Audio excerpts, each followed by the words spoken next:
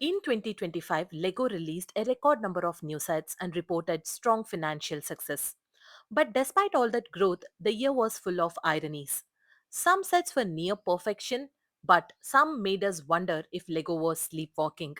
You know what I mean. Lego opened more than 20 new brand stores worldwide, including its very first store in India, clearly signaling a push to strengthen its physical presence in emerging markets. Yet at the same time, Lego chose to shut down Bricklink operations in many of those very same emerging regions. And that same irony extends to Lego minifigures as well. We saw some truly fantastic minifigures from new IPs and themes in 2025. Bluey and the One Piece live action theme delivered near perfect minifigures right out of the gate, and they are brand new themes. We also received the mind blowing Across the Spider Verse collectible minifigure series packed with creativity and detail. And for the first time ever, Lego gave us Wicked minifigures and they looked absolutely spectacular. On top of that, the minifigure vending machine set brought together everything from classic space to castle factions to Fabuland nostalgia. Even Lego's own themes like Ninjago and the soon to be decommissioned Dreams delivered highly detailed creative minifigures. But at the same time, some long standing licensed IPs continue to disappoint. And I'm most disappointed with one of my favorites, Harry Potter lineup.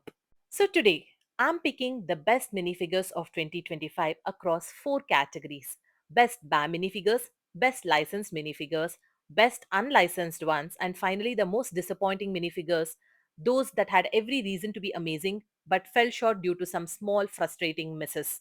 So let's get started with BAM minifigures. BAM parts this year have been outstanding, and we were able to create some fantastic minifigures. And in the fifth place, I have picked this minifigure of a young boy with a broken leg in a cast.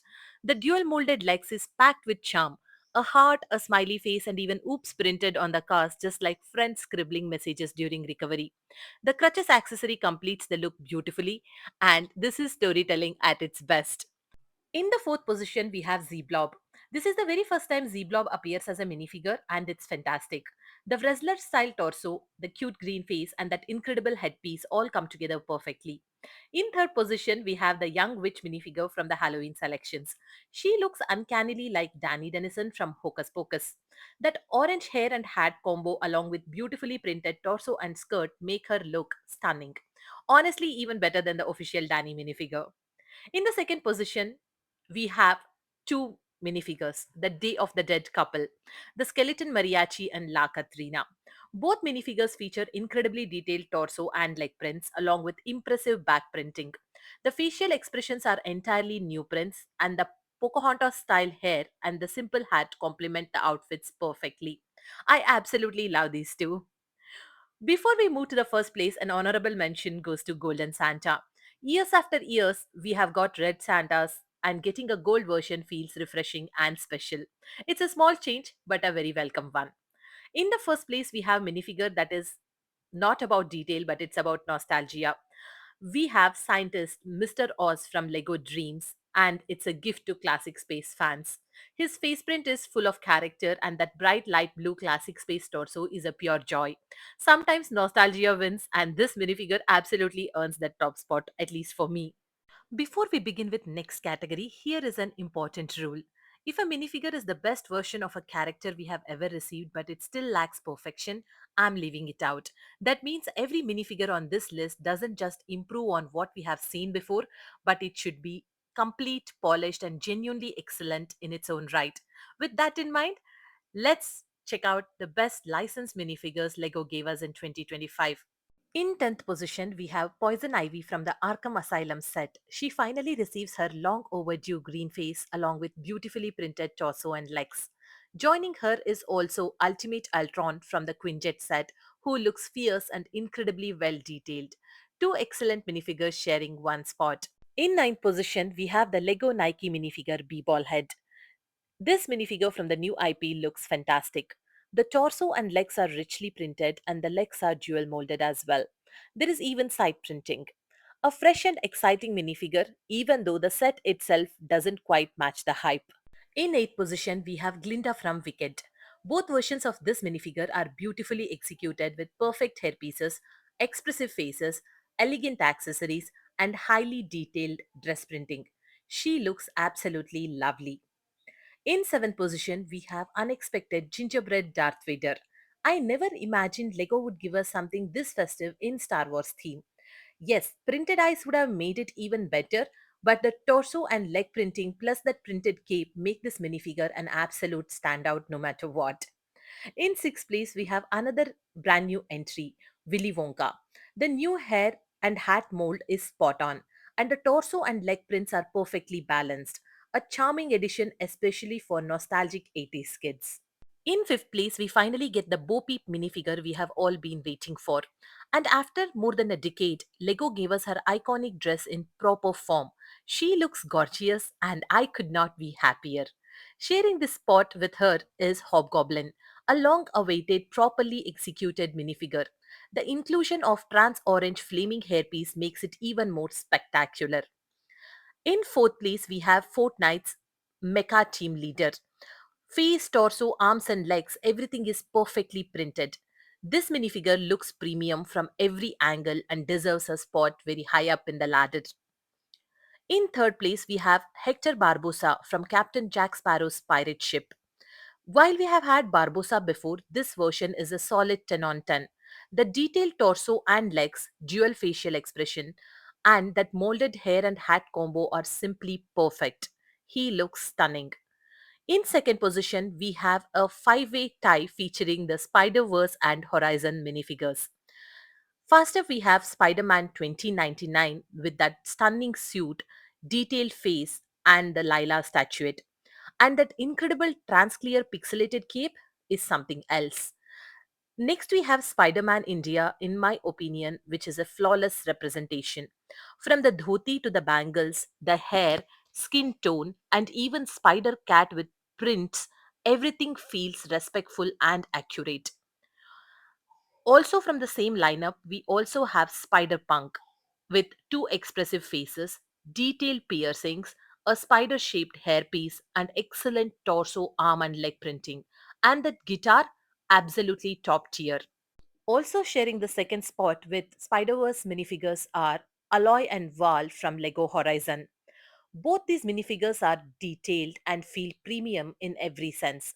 The accessories, hairpieces, and extensive arm and leg printing make them shine, especially when compared to much more expensive minifigures from more famous IPs. In the first position, I chose two minifigures. Buggy the Clown from Lego One Piece is shockingly accurate. The fact that we get both his regular version and his chopped up version in one set is incredible. The new hat mold, facial expressions, and outfit details are all spot on when compared to source material. He looks incredible. Sharing the top spot with him is Monkey D. Luffy. Lego went all out here. Molded hair and hat combo, plain hat, expressive face, printed outfit, and even those long rubbery arms. Honestly, every One Piece minifigure is a winner, and Luffy perfectly represents that effort. Now, let's move ahead with next section, disappointing minifigures. These aren't the worst minifigures of the year, but they are the ones that disappointed me the most. First up in the lineup, I have Leonardo da Vinci from his Flying Machine set. Lego here had the opportunity to create a historically accurate minifigure inspired by his iconic self-portrait. Instead, what I got is swapped up parts of Dumbledore's, turning Da Vinci into a Harry Potter minifigure. Next up in the lineup, I have Charlotte Weber, aka Sun Spider from the Spider Verse lineup. Let me tell you, the design itself is wonderful, great prints, crutches, and that spider logo cap, excellent. But poor quality control on the face prints ruined the experience for me. I had bought two sets, and paint was visibly coming off on both of them. Also joining the disappointing lineup is Prowler from Spider-Verse series. This minifigure was so close to being perfect. The design, colors, and overall presence are excellent, but the lack of dark purple printing on the legs really holds him back. Next in the disappointing lineup, I have Fantastic Four minifigures. My excitement for this set was huge, and Lego somehow managed to disappoint me on every front. I honestly don't even have the words to describe how badly these minifigures missed the mark. In second place, I have most of the Harry Potter minifigures. Even in $400 sets, Lego refuses to give proper arm printing, leg printing. And even in Malfoy Manor, the Voldemort didn't even get a robe. As a fan, it's frustrating to see one of my favorite themes treated with such little care. And finally, in the disappointing section, I have Star Wars, a theme that disappoints just as consistently as Harry Potter, if not more. Seeing minimal detailing and no dual molded legs in a landmark $1,000 set feels insulting. Lego knows fans will buy it anyway, and sadly, we keep proving them right. Let's move ahead and take a look at best unlicensed minifigures and cheer ourselves up. In the 10th place, I have the Christmas tree costume minifigure from the City Advent Calendar. Festive fun and a refreshing change from the usual animal costumes. In the ninth place, I have two classic space minifigures from the minifigure vending machine set. Nothing revolutionary in terms of printing, but getting pearl gold and dark turquoise spaceman in 2025 is pure happiness for me. In eighth place, I have the female vampire from Haunted Mansion set. The side-swept hair, expressive face, and dark red dress with bad detailing make her a fantastic vampire minifigure. In seventh place, I have two minifigures from Dreams lineup, Dream Smasher and One. Despite the theme's uncertain future, the minifigure quality remains exceptional. Unique hairpieces, detailed prints, and bold designs make these minifigures look absolutely stunning. In sixth place, I have Griffin Knight from the minifigure vending machine set. The silver helmet, detailed torso, and legs give this minifigure a very premium feel, and I'm more than happy to get another casual faction. In fifth place, I have Kraken Warrior from the same set. The reddish brown outfit with dark turquoise accent and dark green ninja bandana looks so elegant and powerful. I absolutely love this minifigure. In fourth place, I have the Horse Knight King from the Horse Knight Castle. Simple but effective. The silver legs, detailed torso, and blue cape give him a regal presence. In third place, I have Wu Sansei minifigure from the Ninjago Guardian Dragon set. The torso, legs, and face are all brand new and packed with unique, intricate detailing. That molded shoulder pad and scarf piece, complete with dragon head and katanas, look absolutely incredible. Without a doubt, this is an elite tier minifigure. In the second place, I have Zero from Dreams. Appearing in three sets this year, Zero stands out with detailed prints and a stunning gladiator style helmet. And in the first place, I have the Dragonian Warrior from Ninjago Dragons Rising.